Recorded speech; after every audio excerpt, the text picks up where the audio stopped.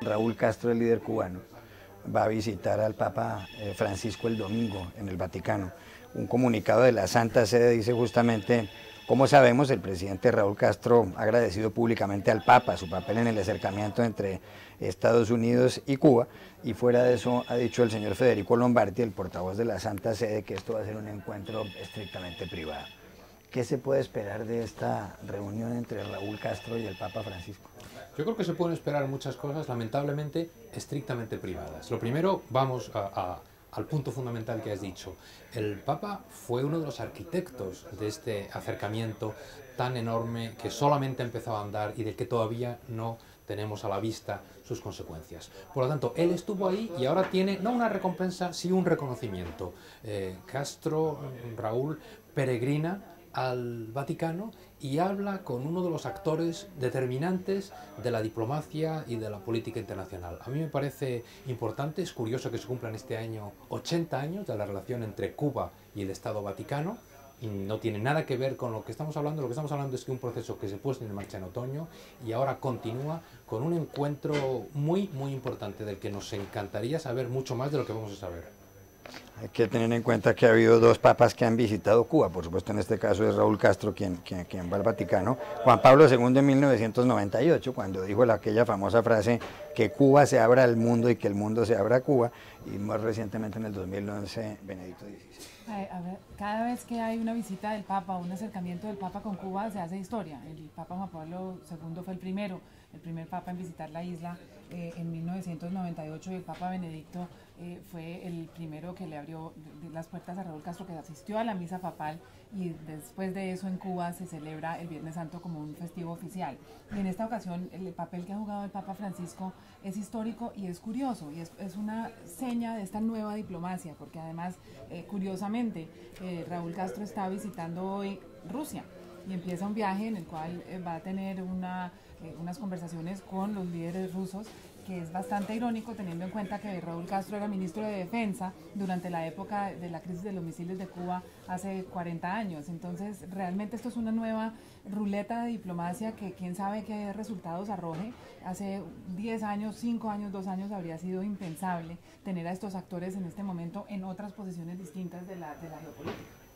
El Papa, como se sabe, jugó un papel clave, y se lo agradecieron públicamente, en la puesta en libertad de Alan Gross, un ciudadano estadounidense que estuvo 5 años preso en la isla, acusado de espionaje, y que fue puesto en libertad el 17 de diciembre pasado, minutos antes de que simultáneamente anunciaran Barack Obama, presidente de Estados Unidos, en Washington, y Raúl Castro en La Habana, el líder cubano, el inicio de conversaciones para restablecer relaciones diplomáticas entre Washington y La Habana, rotas a principios de los años 60. Hay quienes dicen que posiblemente el Papa Francisco, cuando visite La Habana en el mes de septiembre, puede reunirse, atención, con los líderes de las FARC, la guerrilla colombiana, que está en conversaciones desde hace más de 2 años y medio con el gobierno de Juan Manuel Santos, en diálogos de paz. Y hay quienes dicen que esa conversación, si se llegara a producir entre el Papa Francisco y los líderes de las FARC, puede darle un último impulso a ese diálogo. ¿Usted cree que eso puede pasar? Claro que puede pasar. No, nada nos puede extrañar. Primero recordemos que esta visita no es solo, claro, a Cuba, es a Naciones Unidas, a Estados Unidos y a Cuba. Es decir, aquí hay una orquesta y no desafinan mucho las notas, no vienen desafinando.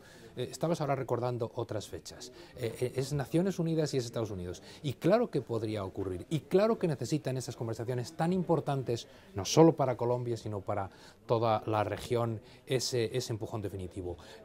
¿Quién va a frenar a esta fuerza de la naturaleza política y diplomática que es este Papa? No lo va a frenar su entorno, porque ya lo ha intentado y no lo ha conseguido. No lo van a frenar qué dirán o qué no dirán, porque ya está haciendo mucho.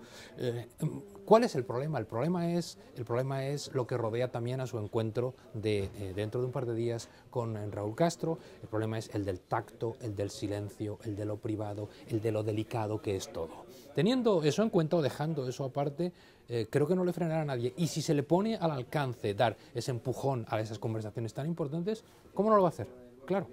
Murillas. A mí me parece un poco pretencioso pensar que el Papa, pretencioso por parte de aquellos colombianos que lo han dicho, que el Papa va a ir a Cuba a hablar de Colombia. El Papa también ha anunciado que hará próximamente un viaje a Colombia y creo que en Cuba, y lo he dicho, tiene una agenda bastante llena.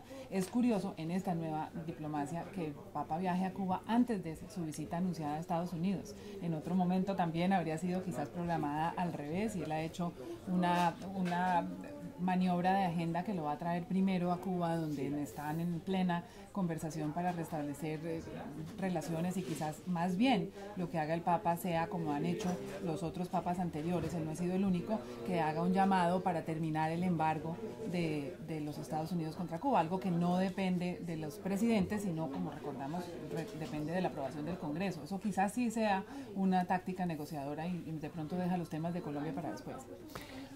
Pase lo que pase, y es cierto, ¿qué nos importa acá? Que el mundo se mueve, y el que no se mueve se queda atrás. No estoy pensando ni en Colombia, ni en Cuba, ni en Estados Unidos. Estoy pensando en Venezuela, por ejemplo.